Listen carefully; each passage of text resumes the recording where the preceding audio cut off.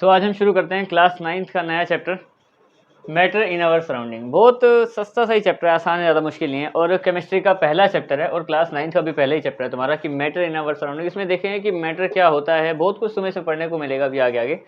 तो पहले तो वो बेसिक मैटर की बात कर रहे हैं जो तुमने पिछली क्लासेस में पढ़ा हुआ है कि मैटर 3 टाइप का होता है। मैं तुम्हें 2 और बताऊंगा, जैसे 2 है तुम्हारी बुक में, उसमें थोड़ा थोड़ा डिस्कस करेंगे। तो सबसे पहले तो पहले 3 टाइप की बात करते हैं कि मेटल जो मैटर है वो 3 टाइप का होता है, जैसे कि सॉलिड, लिक्विड, गैस। और वो मैटर होता क्या है, मतलब दुनिया में हर एक चीज़ जो एग्जिस्ट करती है एक मास के साथ, एक वॉल्यूम के साथ, और अपना एक स्पेस ऑक्यूपाई करती है, वो मैटर है। फॉर एग्जांपल जैसे ये एक मार्कर है, ठीक है, इसके पास अपना मास है, इसके पास थोड़ा सा वजन है अपना, और ये स्पेस कवर करिए, मतलब इस दुनिया का इतना हिस्सा तो कवर करिए क्योंकि इसको रहने के लिए इतना हिस्सा चाहिए। अब ऐसा तो है नहीं कि गायब हो जाता है, जो जैसे मान लो गायब हो जाए, वो स्पेस कवर नहीं कर रहा, स्पेस कवर नहीं कर रहा तो फिर वो मैटर नहीं है। अब मान लो इसको इतना हिस्सा तो चाहिए, मैं इसको कहीं फेंक भी दूंगा ना तो ये वहां पे जहाँ पे जाके गिर जाएगा। मान लो ये मेरे हाथ पे गिर गया तो उधर भी ये इतना हिस्सा, इतना स्पेस ले रहा है, और उसके पास खुद का वजन भी है, वॉल्यूम भी है, ठीक है। तो वो मैटर होता है, ठीक है। मैटर से ही शुरुआत करते हैं। सबसे पहले मैटर की डेफिनेशन देखते हैं हम लोग कि मैटर क्या होता है। Matter, all the things present in our surroundings that have mass, मास का मतलब बेसिकली वेट, ठीक है, मास, वॉल्यूम एंड ऑक्यूपाई स्पेस, जो स्पेस ऑक्यूपाई कर सके, ठीक है। वो दुनिया की हर चीज़ जो है वो मैटर है, ठीक है। 3 चीज़ों पे ध्यान देना है बस, मास जो कवर करती है, जिसके पास वॉल्यूम रहता है अपना, और स्पेस ऑक्यूपाई करती है, वो सब मैटर है, ठीक है। अब मैं तुम्हें पहले वो 3 स्टेट्स ऑफ मैटर बताऊँ, उनका एक डिफरेंस बताएंगे मास शेप के हिसाब से डेफिनेट है कि नहीं है। तो देखो, सबसे पहले टाइप्स ऑफ मैटर कितने होते हैं। टाइप्स ऑफ मैटर तो मैं तुम्हें सही बताऊँ तो 22 टाइप्स के होते हैं, पर हम इसमें मतलब वो 3 बात करेंगे, ज़्यादा से ज़्यादा उसके आगे 2 हैं, उनके बारे में बात करेंगे क्योंकि तुम्हारे सिलेबस में उतना ही है, ठीक है। तो टाइप्स ऑफ मैटर देखो, मैटर कितने टाइप का होता है, बेसिकली 3 टाइप का। एक होता है हमारा सॉलिड, ठीक है, दूसरा होता है लिक्विड, और तीसरा होता है गैसियस स्टेट वाला मैटर, ठीक है। 3 स्टेट में मिलता है हमें, ठीक है। अब बात करें इन्हीं के, जैसे कि मान लो सॉलिड का मैं तुम्हें डायग्राम बना के दिखाऊं। जैसे सॉलिड में क्या होता है, मॉलिक्यूल बहुत पास पास होते हैं, बिल्कुल एक दूसरे से टच है, ठीक है, इस टाइप के मॉलिक्यूल है। पर हाँ, ओवरलैप नहीं करते, एक दूसरे के ऊपर चढ़ते नहीं, बस लिमिटेड अमाउंट में टच रहते हैं। लिक्विड का क्या है कि लिक्विड के मॉलिक्यूल अगर मैं तुम्हें बना के दिखाऊं, जैसे ये लिक्विड के मॉलिक्यूल्स हो गए इस टाइप से कुछ, ठीक है। और गैस के मॉलिक्यूल कुछ ऐसे होते हैं, काफ़ी दूर दूर होते हैं, जैसे कि मान लो इतने दूर दूर हैं, बहुत कम होते हैं गैस के मॉलिक्यूल, ठीक है। मतलब आपस में काफ़ी ज़्यादा स्पेस खाली होता है यहाँ पे, और मॉलिक्यूल्स काफ़ी दूर दूर होते हैं। अब मैं बात करूँ कि देखो इसकी जो शेप है और जो वॉल्यूम है वो किस तरीके का है। देखो सॉलिड जो होते हैं, जितनी भी चीज़ें होती हैं, उनकी जो शेप है वो डेफिनेट होती है, फिक्स होती है, कभी बदलती नहीं है। डेफिनेट जितने भी सॉलिड्स हैं हमारे, ठीक है, उनकी शेप वैसी ही रहती है, उनको मतलब नॉर्मल प्रेशर वगैरह लगाने से वो चेंज आसानी से होती नहीं, ठीक है। सॉलिड्स में क्या है, डेफिनेट शेप रहती है। वॉल्यूम भी डेफिनेट रहता है, मतलब जितना उनका वॉल्यूम रहेगा वो भी डेफिनेट ही रहेगा। अब बात करते हैं हम लोग कि लिक्विड कैसे होता है। देखो लिक्विड की शेप इनडेफिनेट है, वो चेंज हो जाती है, इनडेफिनेट, ठीक है। अब इसकी शेप जो है अगर वो इनडेफिनेट है, ठीक है, और जो वॉल्यूम है वो डेफिनेट है। अब वो किस तरीके से है, पहले मैं तुम्हें वो एक एग्जांपल से क्लियर करूँ मैं कैसे है। जैसे कि मान लो ये इनका तो पता रहता है फिक्स है कि सॉलिड काफ़ी स्ट्रॉन्ग होते हैं, इनकी शेप हमेशा वैसी की वैसी रहती है। अब ये मार्कर है, इसको कितना भी ऐसे कराओ शेप फिक्स है, हाँ तोड़ देंगे तो अलग हो जाएगा, पर उनको जोड़ने के बाद फिर से वैसी ही शेप बनेगी उसकी, ठीक है। और डेफिनेट वॉल्यूम भी उतना ही रहेगा जितना एक बार उसका वॉल्यूम, वॉल्यूम का मतलब बेसिकली कि उसका कितना वेट वगैरह है, ठीक है।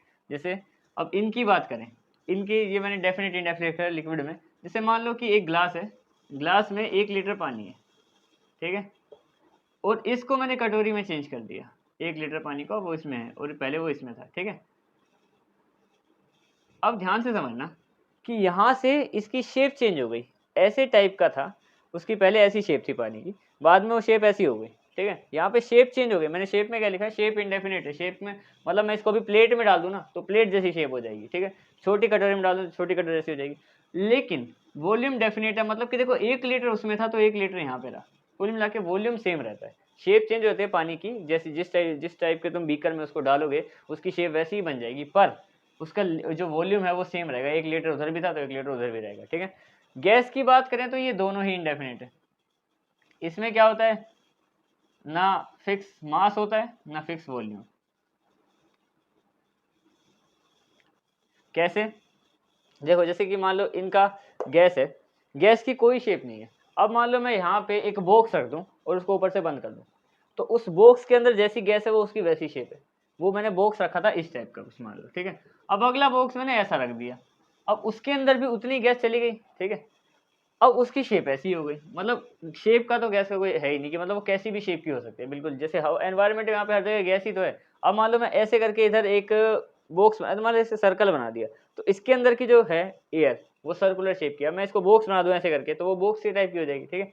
अब बात करते हैं वॉल्यूम की। वॉल्यूम भी इसका कोई फिक्स नहीं, जैसे कि इन दोनों का कम से कम वॉल्यूम फिक्स था, इसका वॉल्यूम भी फिक्स नहीं रहता।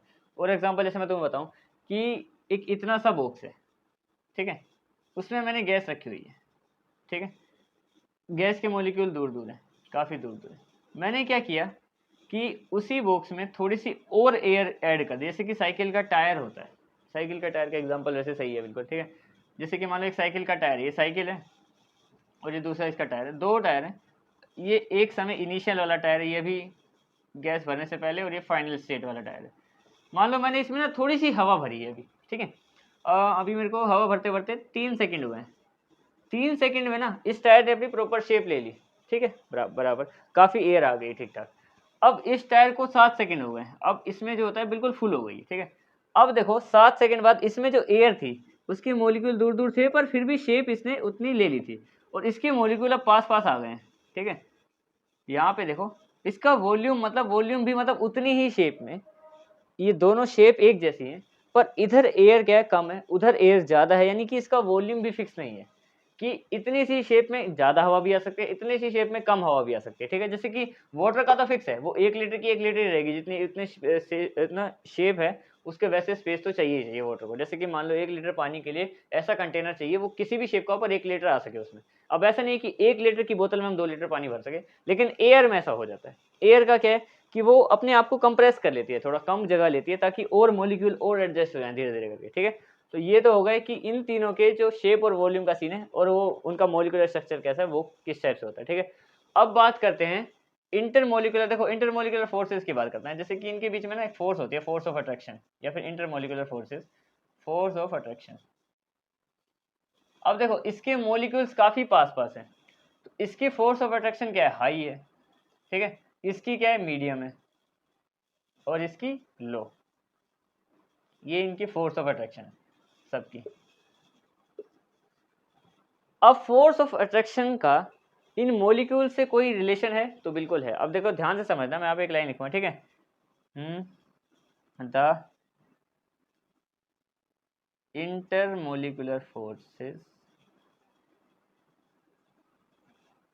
is inversely proportional to the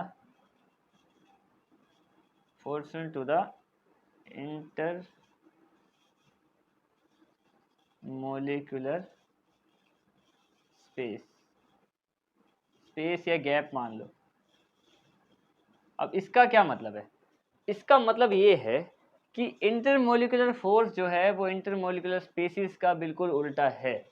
अगर मान लो ये बढ़ जाए, यहाँ पे इंटरमोलिकुलर फोर्स को मैं बढ़ा दूँ तो गैप हो जाता है कम। जैसे फॉर एग्जांपल इसमें बहुत ज़्यादा इंटरमोलिकुलर फोर्सेस हैं, ठीक है, हाई है, तो इधर गैप देखो कितना कम है, बहुत कम कम गैप है। और जैसे ही मैं इंटरमोलिकुलर फोर्स को कर दूं कम, मान लो इसको कर दिया जाए कम, जैसा गैस में होता है, तो देखो गैप कितना बढ़ गया, स्पेस कितना आ गया यहाँ पे, इंटरमोलिकुलर स्पेस जो है वो बढ़ जाता है। मतलब एक दूसरे का उल्टा, अगर फोर्स ज़्यादा होगी तो स्पेस कम होगा, और अगर फोर्स कम है तो स्पेस ज़्यादा होगा, ठीक है। तो ये था तुम्हारा कि मतलब मेन जो पहले जो 3 हैं वो मैंने तुम्हें बता दिया कि कैसे उनके फोर्सेस जो वॉल्यूम शेप वगैरह हैं कैसे वेरी करते हैं। अब हम देखते हैं इनके अलावा जो 2 और हैं, प्लाज्मा और बोस आइंस्टाइन कंडेंसेट, जो मतलब हमारा 4th स्टेट ऑफ मैटर और 5th स्टेट ऑफ मैटर है, उन पे डिस्कस करते हैं, ठीक है। बढ़ते हैं आगे। तो अब हम डिस्कस करते हैं कि हमारा जो फोर्थ स्टेट ऑफ मैटर है और जो फिफ्थ स्टेट ऑफ मैटर है वो असल में किस टाइप के होते हैं। सॉलिड, लिक्विड, गैस, तो ये तो तीन है ही पहले से फिक्स, लेकिन उससे अलग कैसे होते हैं। देखो हमने जितने भी देखे आज तक वो या तो सॉलिड होते हैं, लिक्विड होते हैं, गैस होते हैं। तो अब देखते हैं कि जो फोर्थ स्टेट है और फिफ्थ स्टेट है वो असल में होते कैसे हैं। देखो सबसे पहले तो फोर्थ स्टेट की बात करते हैं। हमारी जो फोर्थ स्टेट है जिसको कहा जाता है प्लाज्मा। अब ये प्लाज्मा बनती कैसे है। देखो हमें सॉलिड, लिक्विड, गैस का बिल्कुल फिक्स है, हर चीज़ हमें इसी में लिखी है। तो प्लाज्मा देखो बनता कैसे है, मैं तुम्हें सबसे पहले क्लियर करूं कि जैसे एक सॉलिड है, सॉलिड को क्या करते हैं हम लोग भाई, हीट कर रहे हैं। सॉलिड पिघल जाता है, पिघल के क्या बन जाता है, लिक्विड बन जाता है। जैसे ये आइस है, आइस से वाटर बनेगा हमें पता है। तो ये हीट करने के बाद क्या बनता है, लिक्विड बन गया, हमें पता चल गया भाई, ठीक है, लिक्विड बन गया। लिक्विड को हीट कर रहे हैं तो क्या बनता है, फिर वो बन गया गैस स्टेट में। अब अगर कोई गैस को भी कर दे हीट, ये ट्राइंगल का साइन केमिस्ट्री में हीट के लिए होता है, ठीक है। अगर कोई गैस को भी कर दे हीट तो एक सुपर हॉट एक सब्सटेंस बनता है हमारे पास जिसको कहा जाता है प्लाज्मा, ठीक है। इसका मतलब क्या है कि एक सुपर हीटेड सब्सटेंस है, ये सुपर हीटेड, काफ़ी गर्म है। और इतना गर्म है जैसे कि फॉर एग्जांपल तुमने देखा होगा, जैसे मैं सन की बात करूं, एग्जांपल के लिए हम सन को नहीं बोलेंगे। जैसे कि अब जैसे मान लो सन है, ठीक है, सन क्या कर रहे हैं एग्जांपल के लिए, ये एक सन है, सन का डायग्राम है। सन हमें पता है भाई बहुत गर्म है, ठीक है, एक ये हीट, इसके अंदर काफ़ी हीट है, इतना हमें पता है। और सन तो सोलिड है अंदर से, क्योंकि देखो एक अगर उसकी आग को बुझा दिया जाए मान लो कैसे ना कैसे करके, तो फिर उसके अंदर तो वो पत्थर ही है ना। जैसे कि हमारी अर्थ है वो हमारी सोलिड है, क्योंकि अगर मान लीजिए अर्थ है, यहाँ से सारा पानी निकाल दिया तो देखिए बोल की तरह है, वो भी सोलिड बोल, ठीक है। लेकिन इसके ऊपर जैसे कि हमें पता है कि इतनी ज़्यादा हीट है पहली बात तो जो सन के आसपास जो यहाँ से जो धुआं सा निकल रहा था ना, वो इतना गर्म है, जो गैशियस, जैसे कि गैस भी एक तरीके से गैस को भी बहुत हीट करके जो इसके आसपास का टेम्परेचर है, जैसे सन का टेम्परेचर तो अलग लेवल पे ही है, पर जो इसके आसपास का टेम्परेचर है वो और गर्म होता है। ये वाला हिस्सा, ये जो बाहर बाहर का है ये हिस्सा, इस हिस्से के आस जैसे ये चीज़ है ना, इसको हम कह सकते हैं plasma, super heated metal. Metal भी क्या, सुपर हीटेड मतलब बहुत ही ज़्यादा गर्म चीज़ जिसको प्लाज्मा कहा जा सके। और प्लाज्मा मैं तुम्हें बताऊँ दिखता कैसे, तुम अगर यूट्यूब वगैरह पे कभी देखोगे तो प्लाज्मा जैसे एलईडी लाइट्स होती है ना, ग्लोइंग लाइट्स, जैसे नियोन लाइट होती, तुमने देखा होगा। और प्लाज्मा को एक बीकर में रखा हुआ था, मैं देख रहा था उसमें, तो उसमें क्या था कि एक रोड टाइप है, जैसे लोहे की रोड है, उसके आसपास ना एक ऐसी लाइट सी ग्लो कर रही है, पिंक कलर की लाइट। पिंक कलर का भी हो सकता है, कैसा भी हो सकता है, मतलब कलर तो डिपेंड नहीं करता, पर पिंक कलर की लाइट ना ग्लो कर रही है, ठीक है। मतलब गैस तो है, गैस तो फिक्स है, चलो वहाँ पे एक ही जगह पे है, तो गैस तो एक जगह फिर भी स्टेबल है। देखो सॉलिड तो बहुत स्टेबल होता है, एक जगह पड़ा तो पड़ा ही। लिक्विड भी स्टेबल है, उसको जब तक हिलाएंगे नहीं तब तक। गैस का भी है, जैसे कि गैस मान लो एक जगह पे बॉक्स के अंदर कर दी फिर भी उतना स्टेबल रहती है। लेकिन जो प्लाज्मा है ना वो इतना ज़्यादा अनस्टेबल है कि वो उस डंडे के आसपास ऐसे वो चमकदार रोशनी घूमी जा रही, घूमी जा रही, वो फोर्थ स्टेट ऑफ मैटर है, ठीक है। जैसे फॉर एग्जांपल तुमने देखा होगा कि होटल वगैरह होते हैं, उनके यहाँ पे होटल का नाम लिखा हुआ है कोई बड़ा सा, और वहाँ पे उनके नाम के ऊपर एक लाइट सी घूमती हुई जा रही होती है, ऐसे ऐसे करके वो नाम को फॉलो करके फिर वापस आती है, फिर से वो लाइट पिंक, ब्लू कलर की, कोई भी ऐसा।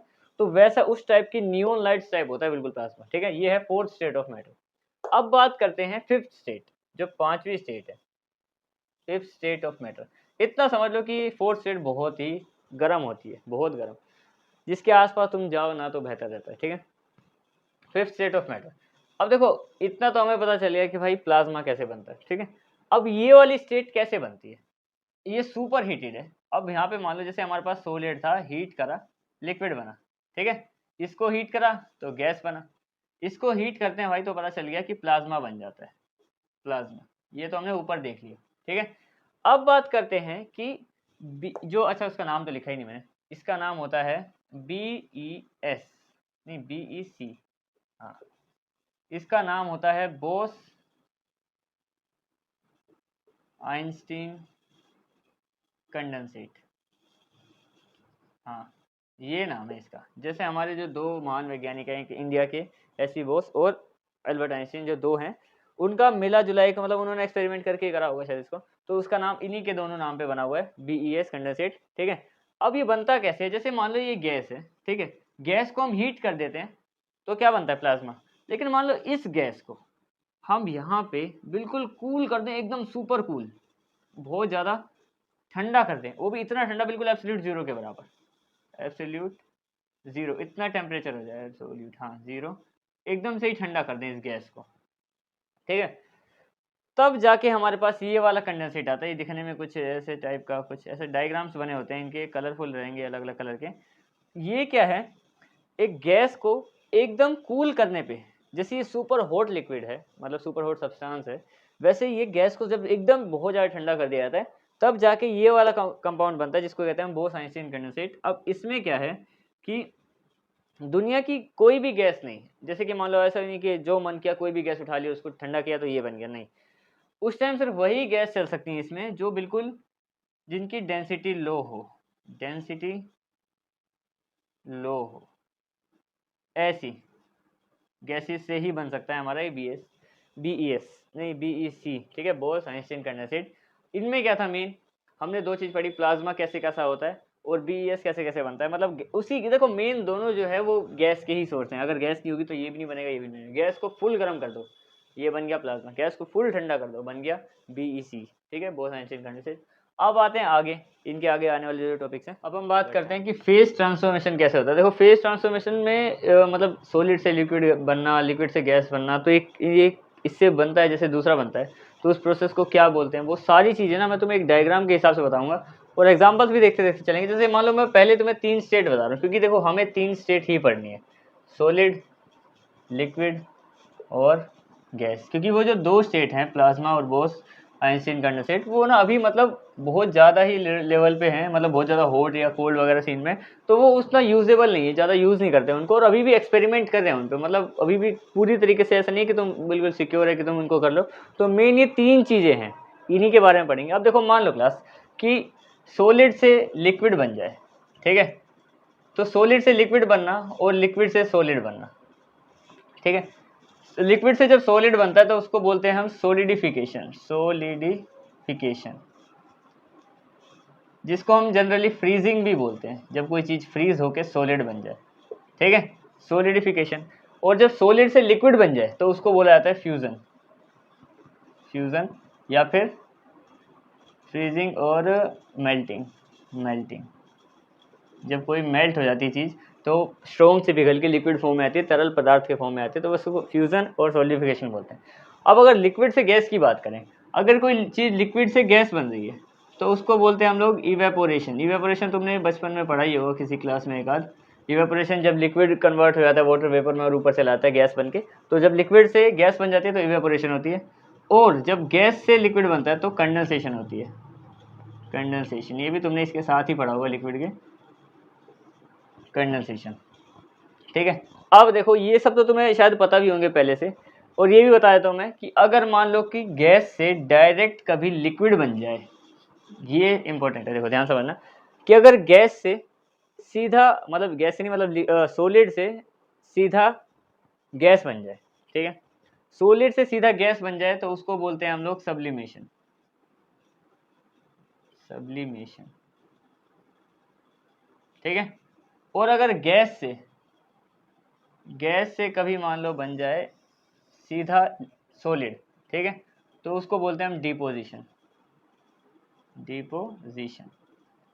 अब इसके एग्जाम्पल अगर तुम्हें देखने, जैसे कि मान लो सब्लिमेशन क्या होता है। सब्लिमेशन है कि भाई सॉलिड से क्या हो रहा है, सीधा गैस बन रहा है, सॉलिड से गैस बन रही है। अब उसका एग्जाम्पल है, जैसे सब्लिमेशन का एग्जाम्पल हमारे पास कैम्फर होता है। कैम्फर, जैसे तुमने कपूर देखा होगा, कपूर क्या करता है, मंदिरों में कैम्फर जो होता है कपूर को जलाया जाता है। अब जब कपूर जल रहा है वो एक वाइट से ऐसा इस टाइप का कुछ होता है, ठीक है, वाइट सा होता है, उसमें सीधा आग लगाते हैं तो वो सीधा गैस बन जाता है और हाथ में गायब हो जाता है। यानी कि सॉलिड तो था, गैस तक भी पहुंचा, पर बीच में जाके लिक्विड बना ही नहीं। मतलब सीधा क्या हुआ, सॉलिड से जब कोई चीज गैस बन जाती है उसको सब्लिमेशन बोलते हैं। एग्जांपल के लिए कैम्फर बता दिया मैं, तो ठीक है। अब गैस से जो सीधा सॉलिड बन जाए उसके एग्जांपल है जैसे कि फ्रोस्ट हो गया हमारा। जैसे कई इलाकों में बहुत ज़्यादा ठंड पड़ती है तो वहाँ पे क्या होता है कि बर्फ बन रही होती है। अब हवा इतनी ठंडी होती है, गैस के मॉलिक्यूल है, देखो एयर तो गैस है, ठीक है, हवा से सीधा ही बर्फ के मॉलिक्यूल बन जाते हैं। मतलब एयर से सीधा सॉलिड, मतलब उसमें क्या है, फ्रोस्ट एग्जांपल के लिए, जैसे कि उनको लिक्विड बनने तक का भी टाइम नहीं मिलता, इतना टेम्परेचर ठंडा होता है कि सीधा वो गैस से सीधा सॉलिड बन जाते हैं। जैसे कि फ्रोस्ट जो हमारे जो ओस वगैरह से सीधा वो जो बर्फ के छोटे छोटे नरम नरम चीजें गिर रहती है ना, तो वो सॉलिड होती हैं और वो गैस से बनी होती है बिना लिक्विड बने, ठीक है। तो वो हो गया इसका एग्जाम्पल। ये तो था कि फेज कैसे कैसे ट्रांसफर होता है। देखो ये इस फेज से इस फेज में चली गई, इस फेज में, तो ये सारा था। इनमें 6 प्रोसेस हैं, ये 1 2 3 4 पर करके मैंने तुम्हें 6 की 6 बता दी। अब देखो कि क्या गैस से हम लिक्विड बना सकते हैं, एक ही अलग टॉपिक है वैसे, gas to liquid, gas to liquid, ये क्वेश्चन मतलब आ सकता है।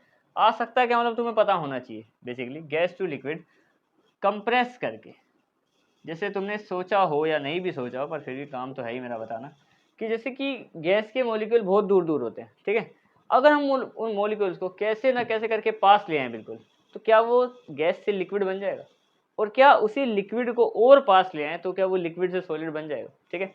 इसके लिए जैसे मान लो तुमने इंजेक्शन तो देखा ही होगा सबने, ठीक है, इंजेक्शन बना रहा हूँ मैं यहाँ पे, ये मान लो इंजेक्शन है, ठीक है, ये हिस्सा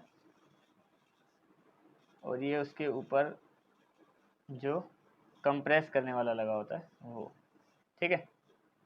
अब ध्यान से समझना है इसको कि ये तो है इंजेक्शन, इंजेक्शन, और इसको बोलते हैं पिस्टन, पिस्टन, ठीक है। अब इंजेक्शन मान लो यहाँ पे अभी खाली है, लेकिन खाली नहीं है, एयर तो प्रेजेंट होती है, तो यहाँ पे मान लो इसके अंदर एयर है। अब एयर के मॉलिक्यूल का हमें पता है भाई दूर दूर होते हैं काफ़ी, ठीक है, और इसके आगे मैंने सुई नहीं लगा के यहाँ पे एक रबड़ की नोब लगा दी, तो ये रबड़ की वजह से क्लोज हो गया, अब आगे से हो गया बंद, ठीक है, ये हिस्सा आगे से बंद है। अब मान लो कि मैं क्या कर रहा हूँ, मैं ना इसको पिस्टन को आगे कर रहा हूँ, अब प्रेशर तो बढ़ रहा है, ठीक है, क्योंकि पिस्टन जैसे अगर कोई चीज़ आगे से बंद होती है तो प्रेशर बहुत होगा, फिर भी हम क्या करें उसको आगे आगे धक्का दे रहे हैं काफ़ी। अब ये क्या हुआ, ये एक टाइम पे ये लाइन यहाँ से यहाँ आ गई, यहाँ पे, अब ये मॉलिक्यूल क्या थे, पहले दूर दूर थे, अब ये मॉलिक्यूल यहाँ पे पास पास इकट्ठे होने लगेंगे, तो असल में होगा क्या, यहाँ पे वाटर वेपर, हल्के हल्के पानी की बूंदे यहाँ पे बनने लग जाएंगी, और जो इसके क्योंकि इंजेक्शन के आर पार तो हमें दिखता ही है, तो वो यहाँ पे आके सेटल होने लगेंगे, क्योंकि मॉलिक्यूल पास पास आ गए ना, तो ये पॉसिबल है कि हम गैस से लिक्विड बना सकते हैं उसको कंप्रेस करके, और मतलब ये तो हम आंखों से देख सकते हैं कि चलो तुमने इंजेक्शन लेके आ गए कहीं से भी, कहीं आसपास से मांग के, तो तुमने ये देख लिया, लेकिन तुम अब सोचो कि लिक्विड से तुम सॉलिड भी बना दो, बनने को वो भी बन जाएगा, देखो लिक्विड से सॉलिड बन जाएगा, पर उसके लिए तुम्हें बहुत ही ज़्यादा लेवल पे कंप्रेस करना पड़ेगा, शायद इतना तुम कर ना पाओ, पर ये एक्सपेरिमेंट ऐसा है कि इससे हम बता सकते हैं कि हम फेस चेंज कर सकते हैं असल में मॉलिक्यूल्स को पास में लाके, ठीक है। पिस्टन को जैसे जैसे आगे करोगे तो क्या मॉलिक्यूल और पास पास आ जाएंगे, पर हम इतना नहीं कर सकते पिस्टन को आगे कि वो सॉलिड ही बन जाए, क्योंकि वो इतना, देखो पहली बात वैसे ही प्रेशर बहुत हो जाएगा, इतना प्रेशर करोगे तो वो शायद सामने से ही ब्लास्ट हो जाए, ठीक है। इसके लिए तुम्हें क्या करना पड़ेगा कि तुम्हें किसी मशीन्स की हेल्प लेनी पड़ेगी, तब जाके तुम क्या कर सकते हो कि भाई उन्हीं मॉलिक्यूल्स को इतना पास ले आओ कि वो सीधा सॉलिड बन जाए, ठीक है। ये था कि मतलब कि गैस से लिक्विड को कैसे, मतलब सिर्फ कंप्रेस की मदद से हम लोग फेस ट्रांसफर कर सकते हैं, ठीक है। अब हम देखते हैं, तुमने सुना होगा कि मेल्टिंग और फ्रीजिंग के बारे में हमने पढ़ा था, देखो मेल्टिंग क्या होती है, मेल्टिंग, और एक होता है बॉइलिंग, अच्छा मेल्टिंग और बॉइलिंग बता रहा हूँ, ठीक है, मेल्टिंग और बॉइलिंग। अब मेल्टिंग क्या होती है, मेल्टिंग एक ऐसी प्रोसेस होती है, कुल मिला के क्या ये एक प्रोसेस है, ठीक है, एक ऐसी प्रोसेस जब सॉलिड से लिक्विड बन जाए, कौन सी प्रोसेस है, जब सॉलिड से लिक्विड बन जाए, ठीक है, उसको मेल्टिंग बोलते हैं, मैंने यहाँ पे लिखा भी हुआ है, ठीक है। और बॉइलिंग, बॉइलिंग में क्या है, बॉइलिंग एक ऐसी प्रोसेस है जिसमें लिक्विड जो है, कोई भी लिक्विड सब्सटेंस है, वो गैस की फॉर्म में बनने लग जाए, गैसियस फॉर्म में आ जाए, जैसे कि बॉइलिंग, जैसे कोई भी चीज़, पानी कभी होता है जब उसके ऊपर से भाप बन के और वाटर मॉलिक्यूल्स या वाटर वेपर्स निकलने लग जाए, ठीक है, तो वो होती है बॉइलिंग प्रोसेस। अब मेल्टिंग पॉइंट क्या होता है, देखो मेल्टिंग तो पता ही है, पर मेल्टिंग पॉइंट और बॉइलिंग पॉइंट होता क्या है, मेल्टिंग वो पॉइंट होता है, एक ऐसा particular point, when when solid start melt, जब वो जो सॉलिड है वो पिघलना शुरू करे, उस पॉइंट को, उस पर्टिकुलर एलिमेंट का मेल्टिंग पॉइंट बोलते हैं।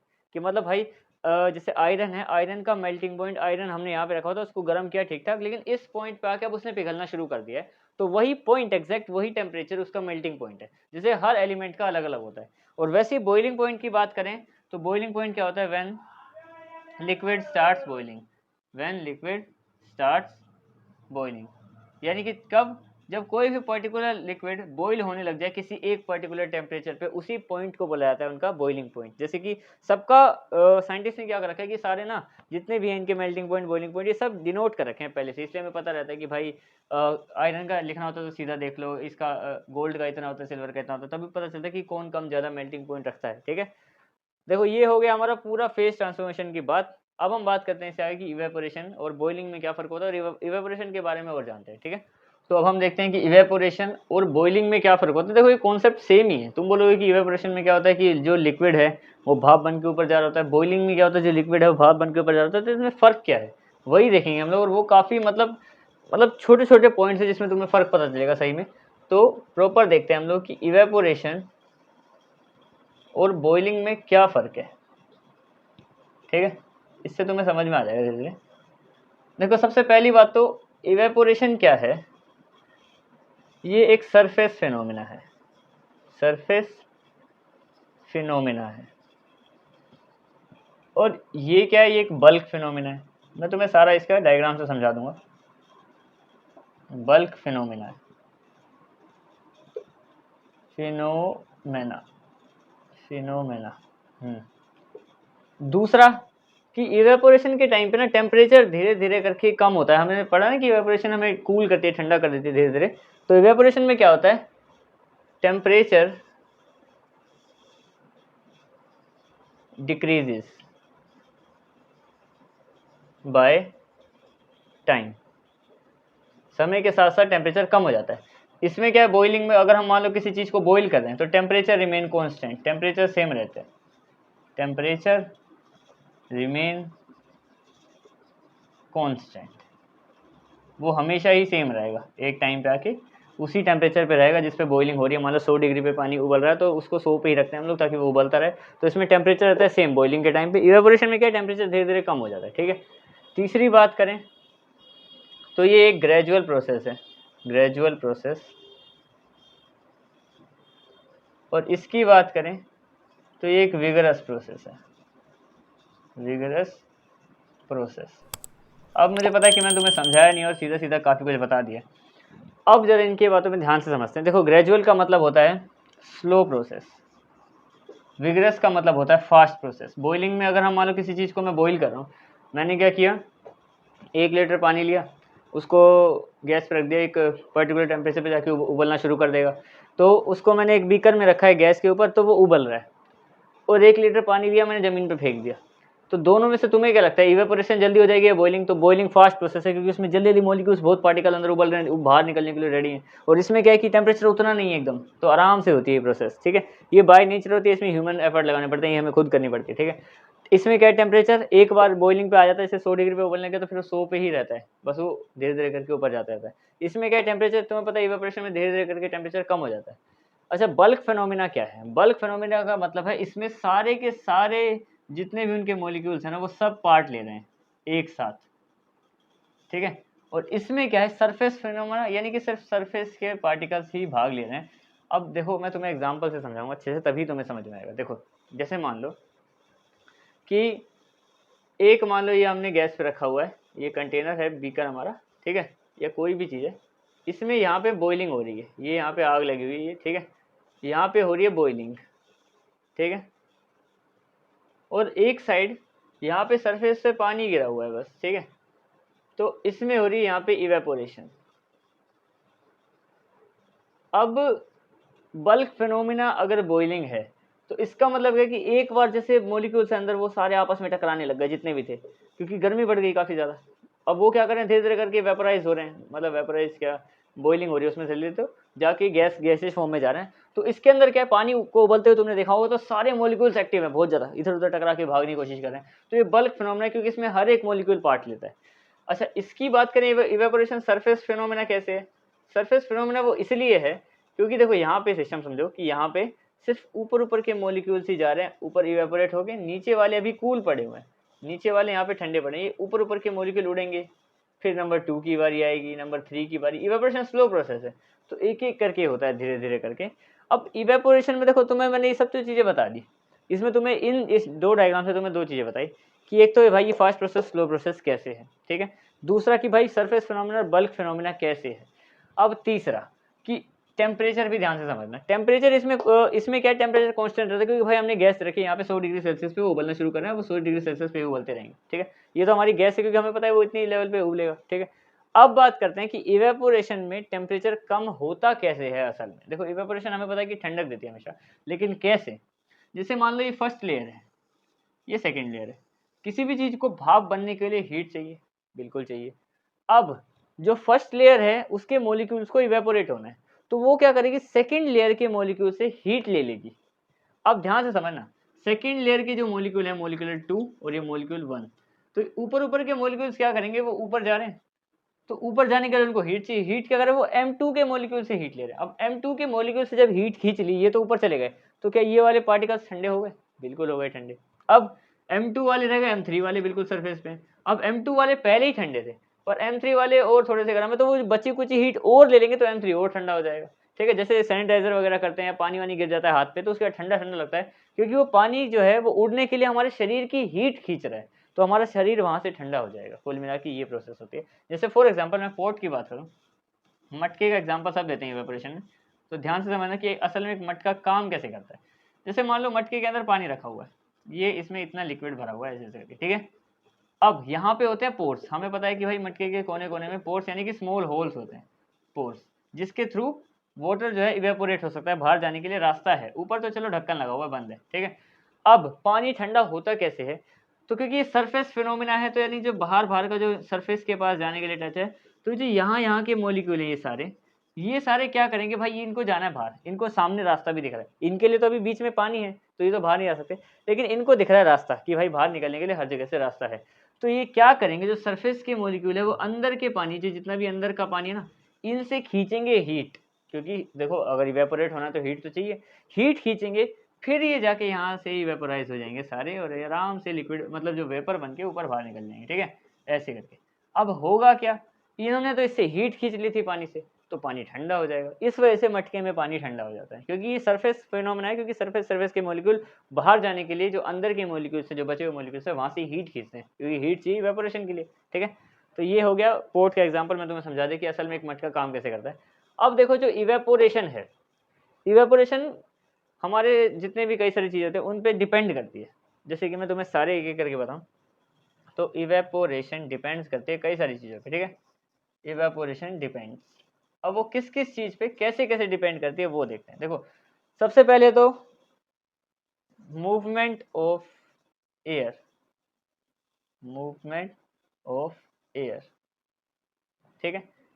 दूसरा टेम्परेचर,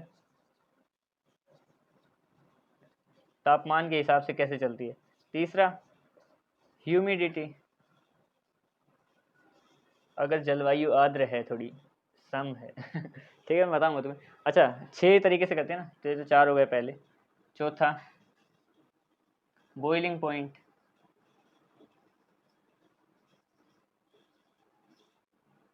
पांचवा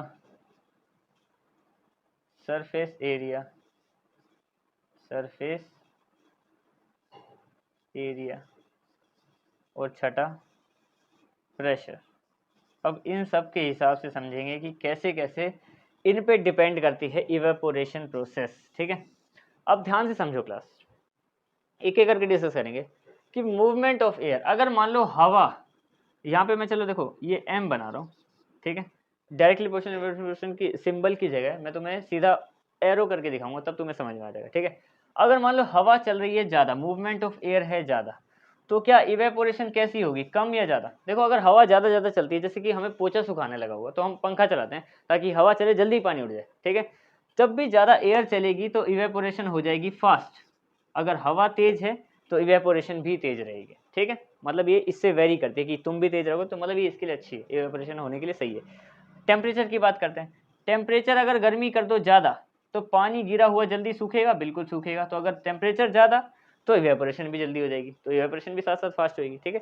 जितना टेम्परेचर ज़्यादा उतनी इवेपोरेशन ज़्यादा हो जाएगी, ठीक है। अब बात करते हैं ह्यूमिडिटी।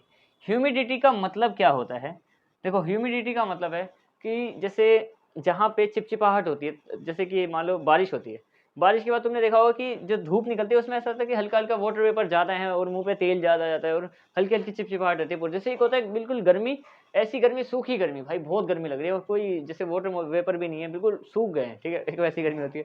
एक होती है ह्यूमिडिटी वाली गर्मी, जिसमें क्या होता है वाटर वेपर चिपचिपाहट वाली सारी, जहाँ पे ज़्यादा बारिश होती है, जैसे मुंबई वगैरह या फिर जहाँ पे ज़्यादा बारिश के इलाके हैं, वहाँ पे जो उनका टेम्परेचर या फिर जो ह्यूमिडिटी एनवायरनमेंट है ना, वहाँ पे वाटर वेपर पहले से ही बहुत ज़्यादा होते हैं, मतलब हवा में अगर वाटर वेपर हैं पहले से। अब ध्यान से समझना कि ह्यूमिडिटी अगर बढ़ जाए, ठीक है, यानी कि हवा में वाटर वेपर बढ़ जाए, क्योंकि हवा चिपचिपा तो तभी होगी ना जब वहाँ पे वाटर के वेपर होंगे, ठीक है।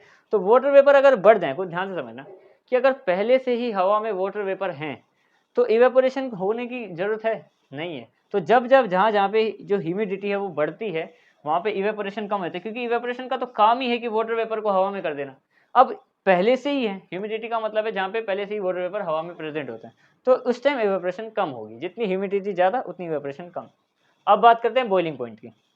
अगर मान लो कोई भी एलिमेंट है, फिर कोई भी स्टेट ऑफ मैटर है, उसका बॉइलिंग पॉइंट बहुत ज़्यादा है, ठीक है। अगर मान लो बॉइलिंग पॉइंट बहुत ज़्यादा है तो इवेपोरेशन होगी कम।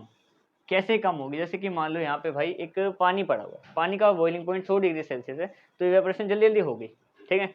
और अगर मान लो यहीं पे कोई एक ऐसा लिक्विड पड़ा हुआ है जो थिक है, थिक का मतलब जैसे कि लोहे को पिघला दिया मैंने, लोहे को पिघलाने के लिए भाई मेरे को बहुत ज़्यादा मेल्टिंग पॉइंट चाहिए था, मैंने 3300 खैर टंगस्टन का होता है, तो मैंने क्या किया, मैंने मतलब 1000-2000 डिग्री के आसपास करके लोहे को भी पिघला दिया।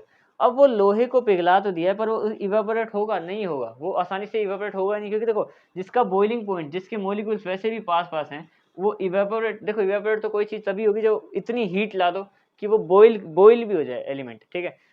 अब ध्यान से समझो, किसी का बॉइलिंग पॉइंट कम है, जैसे पानी का कम है तो जल्दी इवेपोरेट हो गया। कोई थिक सब्सटेंस है, उसका बॉइलिंग पॉइंट ज़्यादा है तो उसको इवेपोरेट वो उतने समय में नहीं कर पाएगा, तो इवेपोरेशन हो जाएगी कम। जिसके बॉइलिंग पॉइंट कम होंगे ना, जैसे कि मान लो बॉइलिंग पॉइंट जिसका कम है, थोड़ा बहुत भी है, तो इवेपोरेशन ज़्यादा। अब जिसका बॉइलिंग पॉइंट बहुत ज़्यादा है, ठीक है, जैसे मान लो मैंने एल्यूमिनियम को पिघला दिया, एल्यूमिनियम को भाप बन के उड़ते हुए देखा है? नहीं देखा। क्यों? क्योंकि बॉइल नहीं होते। क्योंकि जिनका जितना ज़्यादा क्या बोलते हैं हमारा बॉइलिंग पॉइंट होता है, उनका इवेपोरेशन उतना कम होता है, उतने मुश्किल से इवेपोरेट होते हैं, और जिनका आसानी से बॉइलिंग पॉइंट हो जाता है वो इवेपोरेट जल्दी हो जाते हैं, ठीक है। अब बात करते हैं सरफेस एरिया की। देखो सरफेस एरिया अगर बढ़ा दिया जाए तो इवेपोरेशन पे क्या इफेक्ट पड़ेगा? सरफेस एरिया का मतलब है जैसे कि मान लो एक बाल्टी में पानी रखा हुआ है मैंने, अगर एक बाल्टी में पानी रखा हुआ है और वो धीरे धीरे करके इवेपोरेट होता है, तो उसको 1 महीना लग जाएगा, ठीक है, क्योंकि बाल्टी में पानी एक जगह पे कंजस्टेड पड़ा हुआ है यहाँ पे, तो ये बकेट है मान लो, ठीक है। तो टाइम ज़्यादा लगे, इवेपोरेशन होगी कम। और इसी पानी को मैं सड़क पे फैला दूँ, पानी उतना ही है, ठीक है, अब इवेपोरेशन हो जाएगी ज़्यादा। यानी कि जब सरफेस एरिया बढ़ता है तब इवेपोरेशन भी बढ़ जाती है। जैसे सरफेस एरिया कम था, एक जगह पे कम जगह पे पड़ा हुआ था, इवेपोरेशन कम हो रही थी। अब सरफेस एरिया बढ़ा दिया मैंने तो इवेपोरेशन ज़्यादा हो गई, ठीक है। अब बात करते हैं आखिरी प्रेशर। अब जैसे मान लो किसी एलिमेंट के प्रेशर पे डिपेंड करता है, जैसे कि सॉलिड होती हैं चीज़ें जो सॉलिड शेप है, इनके मॉलिक्यूल पास पास तो प्रेशर ज़्यादा, तो क्या ये इवेपोरेट आसानी से हो जाती हैं चीज़ें? मैंने तुम्हें भी बताया कि सॉलिड चीज़ें वैसे भी नहीं होती, लेकिन अगर कोई लिक्विड भी है जिसके प्रेशर बहुत ज़्यादा है, मतलब मॉलिक्यूल काफ़ी थिक लिक्विड है, काफ़ी गाढ़ा गाढ़ा लिक्विड है, जैसे चाशनी वगैरह, ठीक है, तो वो आसानी से नहीं होगी, क्योंकि उसका उसके अंदर प्रेशर ज़्यादा है, मॉलिक्यूल बहुत पास पास है। प्रेशर ज़्यादा होता है तो इवेपोरेशन कम होती है, ठीक है। और अगर किसी के मॉलिक्यूल पहले ही दूर दूर है, हल्की सी हीट दे दो इवेपोरेशन हो जाती है आराम से, ठीक है। तो जिसका प्रेशर ज़्यादा होगा उसके साथ इवेपोरेशन कम होगी। देखो ये 6 थे, मैंने तुम्हें बता दिए कि movement of air, temperature, humidity, boiling point, surface area, pressure की उनके हिसाब से इवेपोरेशन कैसे चलती है, ये मैंने तुम्हें यहाँ पे एक्सप्लेन कर दिया। अब बस इसका आखिरी टॉपिक बचा है कि लेटेंट हीट क्या होता है, उसके बाद ये पूरा चैप्टर कंप्लीट हो जाएगा। तो अब आते हैं लेटेंट हीट। अब आते हैं हम इस चैप्टर के लास्ट टॉपिक पे कि लेटेंट हीट क्या होती है। देखो लेटेंट हीट हम वैसे समझेंगे, फिर उसका डायग्राम से समझेंगे, क्योंकि वो काफ़ी एक इंपॉर्टेंट टॉपिक है, थोड़ा समझने वाला टॉपिक है। देखो ध्यान से समझना कि लेटेंट हीट क्या होती है। लेटेंट हीट की डेफिनेशन देखो पहले। Latent heat, it is the heat which helps to break intermolecular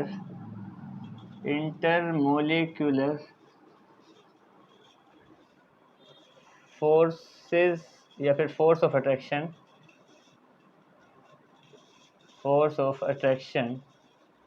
of any object when it is melting or boiling during phase change. Definition तो काफ़ी बड़ी हो गई, पर ये बिल्कुल सही डेफिनेशन से ध्यान से समझना। मैं इसको तुम्हें डायग्राम से भी समझाऊंगा, पर पहले इसको समझ लो कि लेटेंट हीट क्या है। देखो लेटेंट हीट होती क्या है कि which helps to break intermolecular forces of any kind of object, मतलब कि कैसा भी ऑब्जेक्ट है उसके अंदर के जो इंटरमोलिकुलर फोर्सेज है ना, उनको तोड़ने के लिए वो हीट अभी लग रही है, और जब वो भी कब लग रही है, जब वो कोई मेल्ट हो रहा है या फिर बॉईल हो रहा है, कोई भी ऑब्जेक्ट है या तो वो मेल्ट या बॉईल हो रहा है, जब वो अपना फेस चेंज करने की उस प्रोसेस में है तब। अब देखो जिसका ध्यान से समझ रहा, मैं तुम्हें एक एग्जांपल, पहले एक एग्जांपल से समझा दूंगा, उसके बाद तुम्हें डायग्राम समझाऊंगा, ठीक है।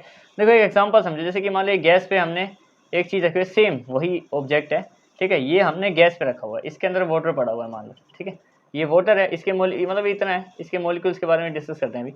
तो यहाँ पे हमने क्या करा है, इसको हीट दे रखी है यहाँ पे, ठीक है, ये क्या है, यहाँ पे हमने दे रखी है इसको हीट। अब ध्यान से समझना, इसमें क्या है, इसमें टेम्परेचर होता है कांस्टेंट। अब उसका भी जरा समझेंगे हम लोग कि टेम्परेचर कांस्टेंट होता है तो कैसे होता है और क्यों होता है, ठीक है।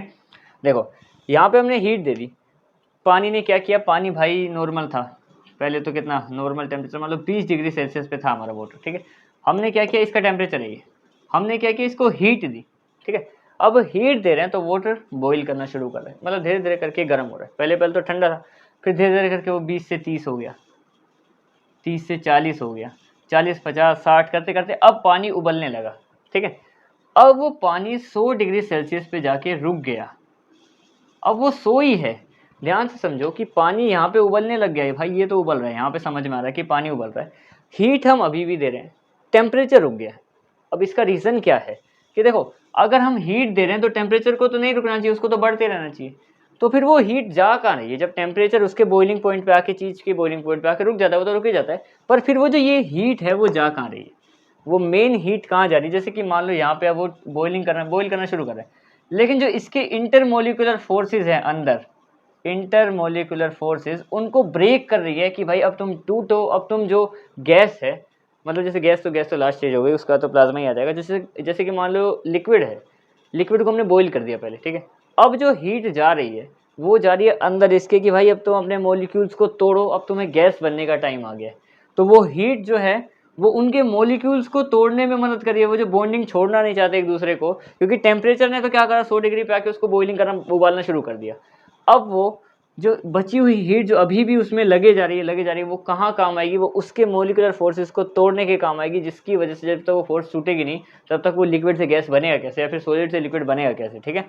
तो बेसिकली लेटेंट हीट वो होती है, वो जो क्या करती है, ब्रेक करती है, देखो ध्यान से समझना, वो ब्रेक करती है intermolecular forces of any kind of object during phase change, जब फेज चेंज का टाइम चल रहा हो, अभी जब वो लिक्विड से गैस बनने की प्रोसेस चल रही है, उस टाइम पे जो हीट जहाँ पे यूज़ होती है वो क्या करती है, इंटरमोलिकुलर फोर्सेस को तोड़ती है, उसको लेटेंट हीट कहा जाता है, ठीक है। हीट तो ये भी है जो उसको बॉइलिंग पॉइंट तक लेके जा रही है, लेकिन असली लेटेंट हीट, मतलब असली क्या, लेटेंट हीट वो होती है जो उसके मोलिकुलर फोर्सेस को तोड़ती है किसी भी हमारे ऑब्जेक्ट को, जब फेज का चेंजिंग का टाइम चल रहा हो, जैसे कि अभी लिक्विड से गैस शिफ्ट हो रही है वो चीज़, ठीक है, तब जो हीट यूज़ हो रही है वो लेटेंट हीट होती है, ठीक है। इसका डायग्राम समझो तभी तुम्हें समझ में आएगा, इसका एक डायग्राम है, उससे तुम्हें काफ़ी क्लैरिटी हो जाएगी आराम से, ठीक है। देखो मान लो कि यहाँ पे क्या कर रहे हैं, यहाँ पे हम लोग हीट दे रहे हैं, यहाँ पे हीट बढ़ा रहे हैं, ठीक है, और यहाँ पे क्या कर रहे हैं, वो जो ऑब्जेक्ट है, कोई भी ऑब्जेक्ट है उसका फेज चेंज हो रहा है यहाँ पे, ठीक है, चेंजिंग फेज आराम से हो रहा है, ठीक है। यहाँ पे हीट बढ़ा रहे हैं, और चल हीट चेंजिंग फेज से यहाँ पे टेम्परेचर कर लो, चलो टेम्परेचर लिखते हैं, टेम्परेचर तो कांस्टेंट हो जाता है, हमें पता है टेम्परेचर एक टाइम के बाद रुक जाता है, ठीक है। ये हीट है, ये टेम्परेचर है, ठीक है। अब तुम इसको समझना ज़रा ध्यान से, जैसे कि मान लो सबसे पहले हमारे पास यहाँ पे एक ऑब्जेक्ट है, वो है सॉलिड, ये सॉलिड ऑब्जेक्ट है, हम क्या करें, हमने क्या किया, हीट देना शुरू करी, तो सॉलिड क्या करे, धीरे धीरे उसका टेम्परेचर बढ़ता जा रहा है, देखो ये ऊपर इसलिए जा रहा है क्योंकि हीट भी बढ़ रही है तो टेम्परेचर भी बढ़ रहा है, ठीक है, टेम्परेचर बढ़ता जा रहा है तो सॉलिड का टेम्परेचर धीरे धीरे करके बढ़ रहा है, ठीक है। अब मान लो वो सॉलिड इस पॉइंट पे आके सॉलिड अपने मेल्टिंग पॉइंट पे आ गया, मेल्टिंग पॉइंट जहाँ पे भी उसका मेल्टिंग पॉइंट होता है, पिघलना शुरू करने वाला, ठीक है। तब अब वो हीट तो हम देखो, हीट तो अभी भी बढ़ जा रही है आगे, तो जैसे हीट तो वहाँ तक बढ़ती जाएगी, हीट तो अभी भी बढ़ रही है आगे, पर टेम्परेचर ने बढ़ना रोक दिया अपना, क्यों, क्योंकि अब एक फेज आया जब क्या हो रहा है, सॉलिड से लिक्विड में कन्वर्ट हो रहा है वो चीज़, मतलब मेल्ट हो रही है चीज़, तो यहाँ पे जो हीट लग रही है वो लेटेंट हीट है, लेटेंट हीट। अब लेटेंट हीट का कॉन्सेप्ट यही है कि देखो हीट तो बढ़ रही है कंटिन्यूसली, पर टेम्परेचर रुक गया एक जगह पे आके। अब देखो मान लो यहाँ पे जाके वो ऑब्जेक्ट लिक्विड बन गया पूरे तरीके से, अब फिर से हमने तो हीट देना कंटिन्यू कर रखा है, अब वो लिक्विड का टेम्परेचर बढ़ने लगा दोबारा, अब वो लिक्विड क्या हुआ, लिक्विड अब यहाँ पे मान लीजिए लिक्विड स्टेट में था, अब वो लिक्विड गैस की ओर बढ़ने लगा, क्या वो गैस इस मॉलिक्यूल पे, तो यहाँ पे जाके लिक्विड ने अपना बॉइलिंग पॉइंट अचीव कर दिया कि भाई इस पॉइंट पे आके अब ये बॉइल हो जाएगा, ठीक है, ये वाला पॉइंट इसका बॉइलिंग पॉइंट है, ठीक है। अब अगर देखो मान लीजिए इसका बॉइलिंग पॉइंट है ये वाला, ठीक है, तो यहाँ पे फिर क्या होगा, सेम प्रोसेस कि यहाँ पे फिर से वो हीट तो आगे बढ़ रही है पर टेम्परेचर फिर से रुक जाएगा आगे, क्योंकि अब वो लिक्विड से गैसियस फॉर्म की स्टेट में जा चुका है, ठीक है। ऐसे टाइप के प्रोसेस होती है, जैसे कि इसमें जैसे लेटेंट हीट है कि हीट तो हर साइड में, हीट यहाँ पे भी बढ़ी, ठीक है, तो सॉलिड धीरे धीरे करके गर्म हुआ, यहाँ पे टेम्परेचर के साथ साथ सॉलिड ऊपर जा रहा है, हीट के साथ साथ यहाँ पे सॉलिड भी आगे जा रहा है, ठीक है। लेकिन यहाँ तक तो वो हीट के साथ गया, यहाँ पे फिर हम हीट दे रहे हैं, वो तो हीट के साथ आगे बढ़ा बट टेम्परेचर रुक गया, क्योंकि यहाँ पे फेज चेंज हो रहा था, ध्यान से समझना कि यहाँ पे फेज चेंज हो रहा था हमारा। और इधर की बात करें तो यहाँ पे भी क्या हुआ कि यहाँ तक तो फिर से टेम्परेचर उसका बढ़ा, लेकिन जैसे ही फिर से जब फेज चेंज की बारी आई कि अब वो लिक्विड से गैस की तरफ शिफ्ट होने लगा, तब वो जो हीट है वो मतलब हीट तो बढ़ती गई पर टेम्परेचर रुक गया, और जो वो हीट थी वो कहाँ पे यूज होने लगी, उनके बोन्स को ब्रेक करने में कि नहीं भाई अब तुम्हें अलग होना पड़ेगा उस फेज में जाने के लिए, ठीक है। अब देखो ये तो हो गई दो चीजें, ठीक है।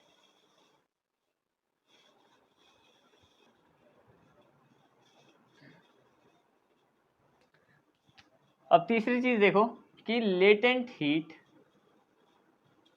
ऑफ फ्यूजन क्या होता है, ठीक है।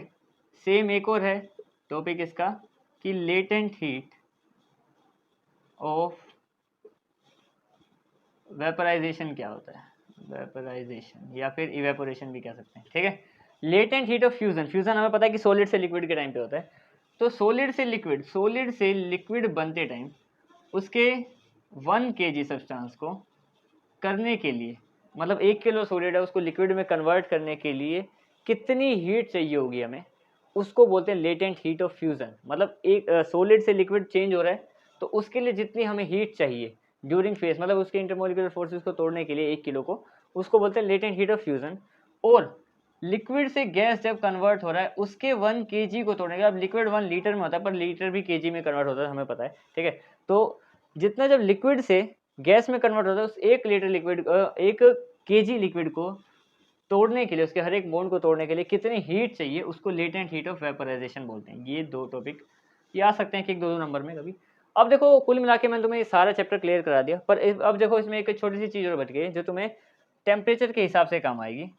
लास्ट टॉपिक है वो टेम्परेचर का, छोटा सा ही टॉपिक है, इतने में आ जाएगा। देखो टेम्परेचर को करने के लिए ना, देखो हम जो यूज़ करते हैं अभी जो 9-10 तक चलता है वो तुम्हारा चलता है डिग्री सेल्सियस।